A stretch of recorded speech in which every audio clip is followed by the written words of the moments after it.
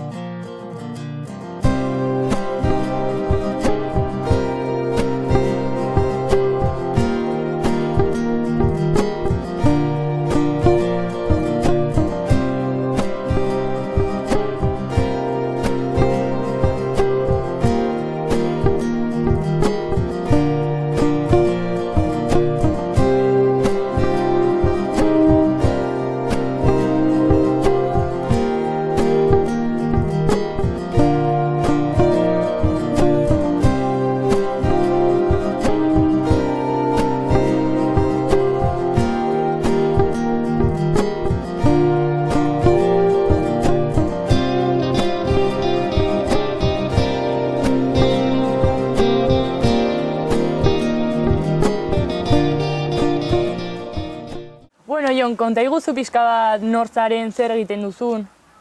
Eixo, ni Jon Zabala naiz, eta nik uste dut bizitza erdi gutxienez daramadala musikarekin jostatzen, bereziki gitarrarekin. Ez dakit, uste dut 14-15 urterekin hartu nuen gitarra, enekiela ez da afinatzen, ez ezer.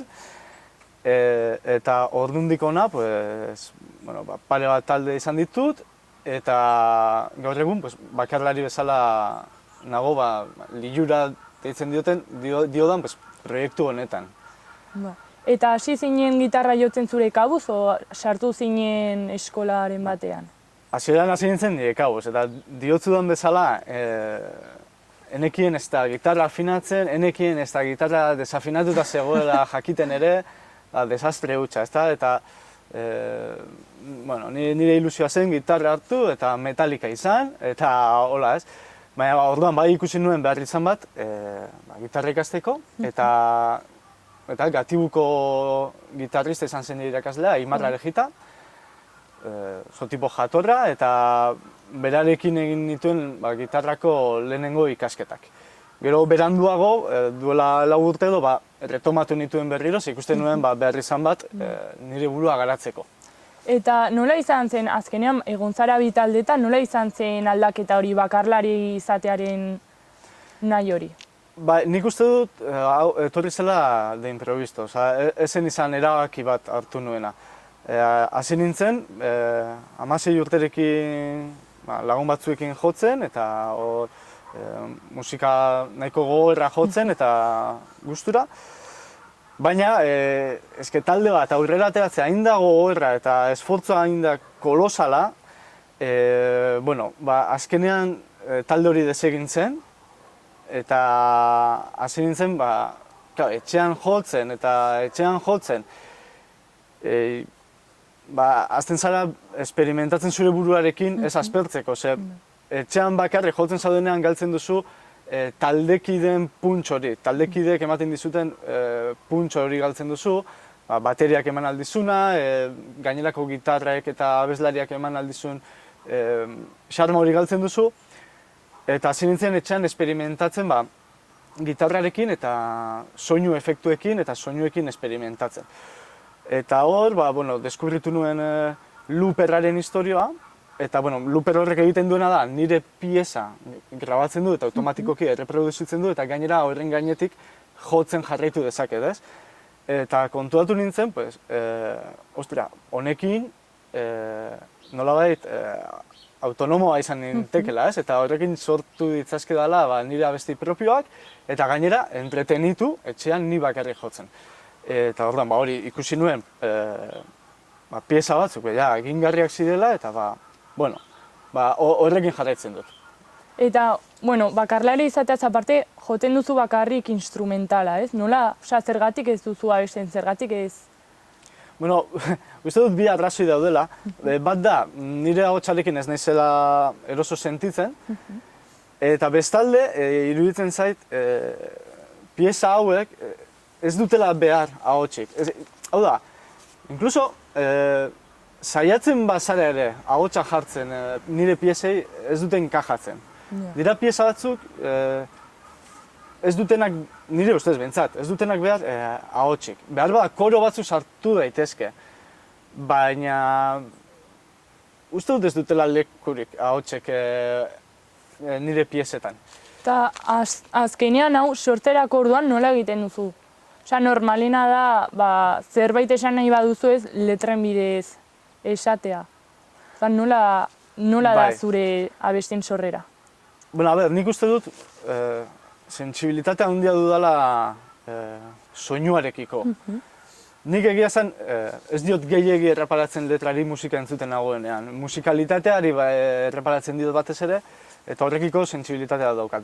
Behar bada, egia da, galtzen dudala abestiaren parte bat, letrarena, baina niretzako ez da funtseskoena edo, ez? Orduan, niri zer inspiratzen hau, soinuak berak. Azten naizenean, jotzen dut zerbait, soinuak eta umoreak. Nago momenturen batean, ongi sentitzen naizela, edo inspiratuta sentitzen naizela, edozein soinuk, edozein ritmok inspiratzen hau, hortik hasten naiz, grabatzen dut lehenengo lupa, lehenengo pieza, eta horren gainean eraikitzen eta eraikitzen hasten naiz. Hor, bitxia da sorkuntza prozesua. Niko magia puntua duela esango nuke. Badago, azalpen zientifiko bat sorkuntza nola egiten den azaltzen duena, baina nik badutola ideia filosofiko bat edo nola sortzen den edozer. Zientzia, teknologia, poesia bat, letra bat nola sortzen den, ez? Eta ni iruditzen zait, imaginatu behar duzu, daudela bi mundu, ez? Hau da, gure mundua, eta gero dago beste mundu bat. Eta mundu horretan dagoia guztia sortua. Asmatu dugun guztia handik atera da, eta etorkizunean aterako den guztia, abesti guztiak, poesia guztia, teknologia guztia, mundu horretan dago. Eta horretarako funtseskoa da inspiratzea. Eta inspiratzen zarenean, nolabait mundu hortatik ekartzen duzu ja berez asmatuta dagoen abesti hori eta materializatzen duzu hemen. Abestia edo gainerako ideia guztiak. Eta prozesu horretan, niretzako esanguratsua da, liluratuta sentitzea, inspiratuta sentitzea. Nik uste dut mundu guztiak izan duela sentsazio hori, ez dakit, Biki Bikingoaren telesaila ezagutzen duzu, ez? Jartzen da pentsatzen arazoa nola konpondu, da ero badakit, ez? Hor, batean, ez dakizu nola sortzen da. Eta hori, baina, nire sortze prozesua, soinua, gitarrak ateratzen den soinutik egiten dut. Eta hortik ateratzen nuen lilura izen hori? Nik uste dut emozio esanguratsua dela, bai niretzako, eta nik uste dut mundu guztiarentzako, ez? Guztiok sentitu gara noizbait txundituta, liluratuta, gauzekin, guztiok sortu dugun noizbait zerbait, guztiok egin behar izan diogu aurre arazo bati eta bapatean okurritu zaigun nola, ez? Biki Bikingoak egiten duen moduan, ez? Ostra, badakit, ez? Eta iruditzen zait emozio oso positiboa, emozio autotrascendente bat, eta gero baita ere egia esan behar badut, estetikoki gustatzen zain nola gelditzen den. Eta, printzipioz, proiektuari, proiektu honi lilura izena jarri diot, eta ni Jon Zabala naizen, eta orokorrean bakarlari gehienek bere izena jartzen dute, ez, bere proiektuari. Ni oraindik zalantzan nago. Baina, printzipioz ni hola lilurarekin gustora nago ere. Oso ondo. Eta gero, abesti bat sortzen duzunean, nola jartzen diozu izena? Azkenean, letra dutenean, ez, ohikoa da letrak esaten duen gauzat jartzea. Bai. Zuk nola egiten duzu, azkenean bada pixka bat Bueno, berezia. bai, ni inoiz egin izan dut, ni sartzen naiz musikan, entzuten dut eta imaginatzen dut. Zer esaten didan abesti, pieza horrek. Irudiak etortzen zaizkigu, ez? Eta horren arira jartzen diot izen bat. Batzuetan egin izan dut, Facebooken edo, abestia jarri eta entzuleek esatea berari zer esaten dion abestiak. Eta lehenengo abestia, Sim, desertuko alea ditzen den, lehenengo pieza igo nuen ajotura, ostra, hor, ia guztiok adoz geunden. Horrek, batek esaten zuen, niri etortzen zait burura, kotxe amerikar batean noala desertu batean, niri area etortzen zait burura, eta horrela beste abesti bat adibidez, gatazka ernari, hau azkena igo nuena, ernalkuntza prozesu bat bezala adierazten duela iruditzen zait piezak, ez? Baina, gero ja interpretazioa librea da eta hori da politena, ez? Lehen esaten nengoenaren arira, ez? Ja letra eguala inbeste ez dira xola, bezik eta abesti hori nola barnenatzen duzun zure bizitzan. Eta nola interpretatzen duzun, eta horrela, jartzen dizkiot izenak. Eta uste duzu harrera ona izan duzula, azkenean zure entzulegoak esaten dizunean zer sortarazten dion? Uste duzu izan duzula harrera ona? Gutxe, ni oso jende gutxiren gana iritsi naiz, baina nik uste dut musikarekiko sentsibilitate bat duen jende horrek, bai esan didala, asko gustatu zaiola, iritsi zaiola pieza, baina badiotzut, oso jende gutxiren gana iritsi naiz, eta gainera nik ulertzen dut ere, orokorrean jendea ez dagoela ohituta musika estilo hau entzuten. Ez da oso, estimulantea da, era batean, soinu aldetik, baina baten batek esango lukeen bezala, arima falta zaio, letra falta zaio. Eta orduan, nik uste dut hori, ez gaudela ohituta hori entzutera.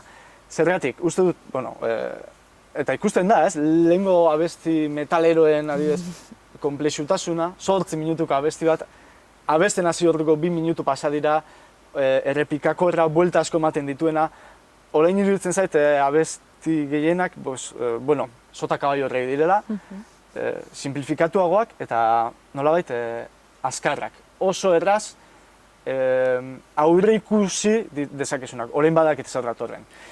Eta horrela, eta nik uste dut, gizartea superraskar doa, ez dugu denborarik jarri, eseri lasai, kaskoak jarri eta soinu entzuteko, musika entzuteko eta hori. Eta bestea sortzerakoan, baduzu hor referenteren bat edo miresten duzun norbait hor sortzerakoan nabaritzen dena? Ez, egia esan sortzerakoan ez dut inor. Printzipioz behintzat soinuak inspiratzen hau. Ez dut inor abestirako inspiratzen hauenik edo, bizitza osoan zehar entzun dudan musikak noski eragin bat duela.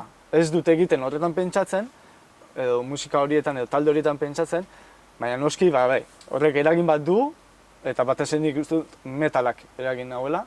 Oso ezberdintasuna dagoenez, lehen jotzen nuen Hangover of the System talde horretatik honetara. Hala ere uste dut, kutsu bat eta kristona metaletik edaten dudala. Bai, azkenean hori ez ahazten, ez, musikalki? Ez, nik uste dut barnean gelditzen da, eta ikasi ditugun eta entzun ditugun patroi horiek errepikatzen ditugula sortzerako prozesuan. Hori horrela da.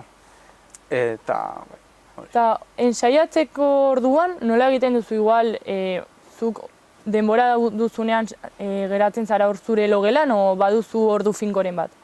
Ez, begira, bakarlaria izatearen alde ona da, nahi dudanean jotzen dudala. Nahi dudanean,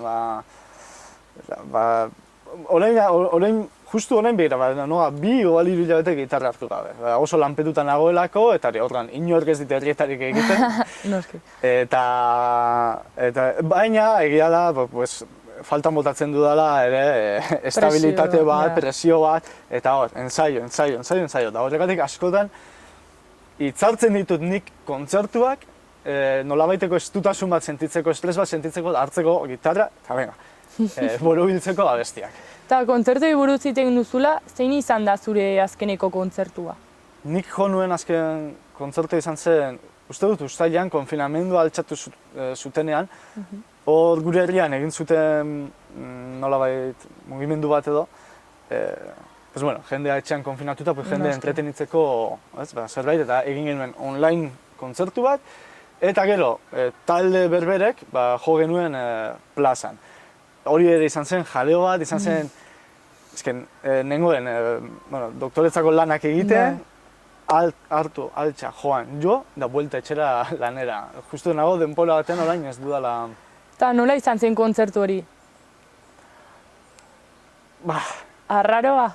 Oso azkarra, soinuak utxe egin zuen, nahiko desastrea, bai. Ezen izan gustura egin nuen kontzertu bat.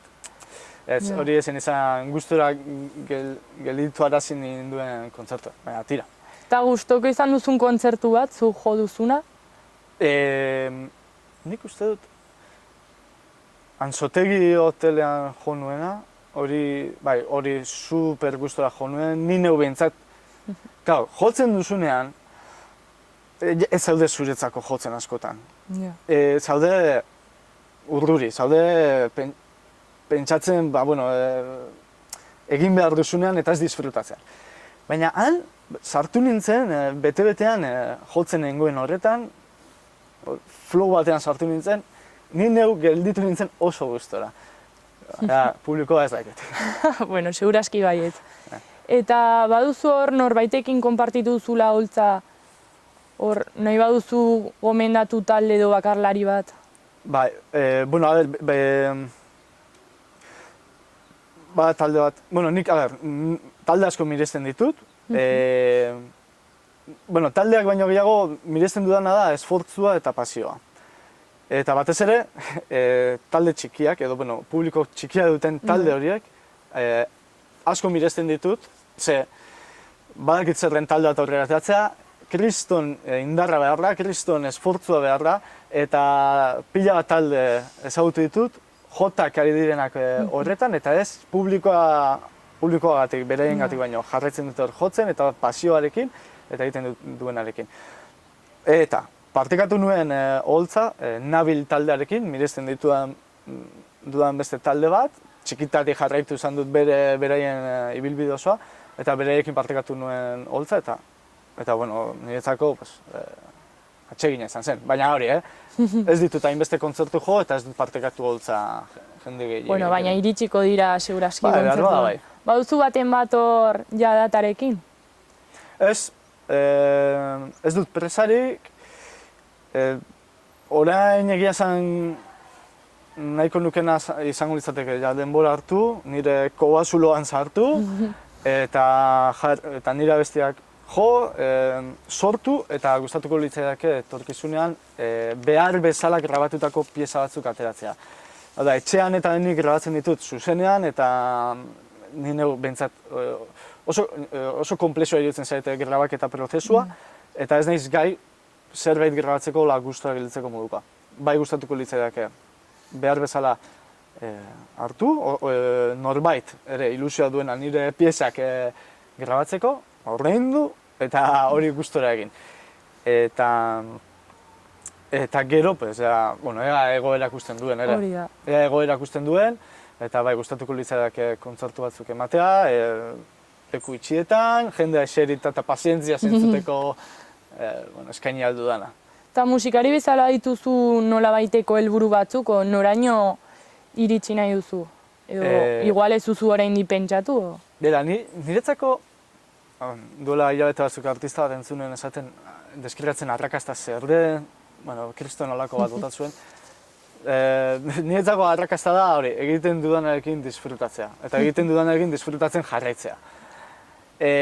Izan ditzakezu ikusle pila, fan pila bat, baina ja egiten duzunarekin disfrutatzen ez baduzu, hori niretzako porrota da. Ez dut bereziki ambizio hori ez dut. Nahi dut, jarraitu disfrutatzen, bai gustatuko litzaidak grabatzea zede bat, eta oholtza partekatzea zenbait artistekin. Eta norekin izango zen hor amesten duzun talde edo musikari batzu? Hor kinu bat doa beraientzako, nabileekin berriro joko nuen, Sara Sosaiarekin, askoitiko talde bat pila bat gustatzen zaidan arro soinuak, hauek ere instrumentala egiten dute, kristonak irutzen zaizkit, eta musikalitate aldetik uste dut, nolabaiteko antzekotasun bat izan genezakela, eta gustatuko litzaiak batez oholtzak partekatzea hori, Sara Sosaiarekin eta arro soinuakekin. Por cierto, beraien kontzertua aurreko astean bertan bera gelditu zen, kriston pena izan zen, da lehenengo aldia izango zen, arro soinuak ikusiko nuena, baina, hori, lastima izan zen.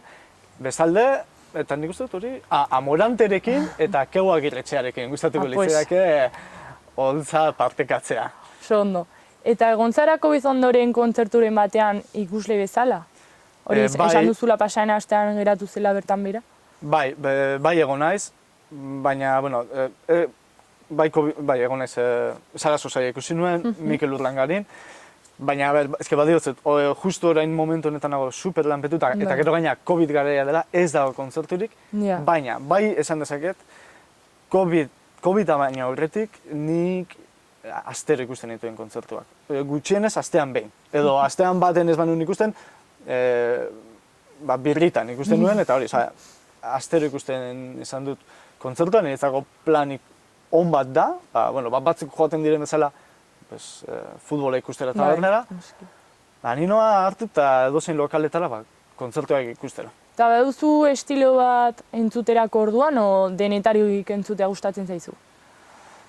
Orain arte batez ere metala, baina orain nabil pixkat ja irutzen zaite errepikakorra, ja pixkat nekatu nau, eta irekitzen nago. Irekitzen nago, eta gauzak zenbat eta bereziagoak diren, arraroagoak diren eta originalagoak diren, hobeto. Zer bestela guztia pixkat errepikakorra iruditzen zait. Eta gaur egun duzun materiala azkenean badituzu abesti batzu, non daude ikusgai? Non ikusi alditugu Lilurako abestiak? YouTubeen kanal bat irekin nuen, Jon Zabala deitzen da. Eta Jon Zabala jartzen baduzue, gero Lilura jarriz gero ere, agertuko da hor nire kanala, eta hor dauzkate pieza batzuk. Hori, aurretiaz barkamenak eskatzen dituz, hori, eske soinua da, nik etxean grabatutat, ongi dago, baina ikusteko zer den, eta zer espero daiteken zuzeneko batean, ongi dago. Grabatzen duzu zure kabuz, dena, etxean? Bai, prozesua ez da komplexua, justo hori ez da komplexua, zera zuzenekoa egiten dut, eta listo. Eta uste duzu bakarlari bezala, badituzula nola egiteko zailtasunak, kontzertuak lortzeko edo jendea erakartzeko? Azkenean, ohikoa da orain gaur egun taldeak entzutea, ez? Bai. Jendea erakartzeko orduan uste dut aitzaki izango zela, esatea taldearekin erraxago egingo nuela. Ez dut uste horrek baldintzatzen duenek. Ditudan abantaiak dira, lehena ipatutakoak ez, nahi dudanean txaiatzen dut, nahi dudanean jotzen dut kontzertua. Nahi dudan moduan sortzen dut nire pieza, ez dut bestaren iritzia behar, edo ez dut bestaren kontribuzio bat behar. Baina bestalde galtzen dut, uste dut lehen esan dudala ez, taldearen puntz hori. Talde giro hori, ze kristona da, jotzen zaudela, bateria azten da jotzen, batean zure akompainamendua adornatzen du solo batekin beste gitarristak, eta hor sartzen da abeslaria batean zerbait abesten, eta momentu esplosibo hori, Lilura momentu hori edo, galtzen dut bakarlari bezala. Hori galtzen dut, hori da falta motatzen dudana talde izatetik. Baina, talde bat aurrera atetzea oso zaila da, koordinatu behar zara beste pertsonekin, ordutegiak, lekua, lokala behar duzu, eta guzti hori, momentuz behintzat, hola, gustora nabil. Mi esker zure denbora emateagatik, eta egia esan oso interesgarria iruditzen zaidan proiektua da, orduan egongo gara horra ber ze gehiago ateratzen duzun. Eskerrik asko zuei, etortzeagatik.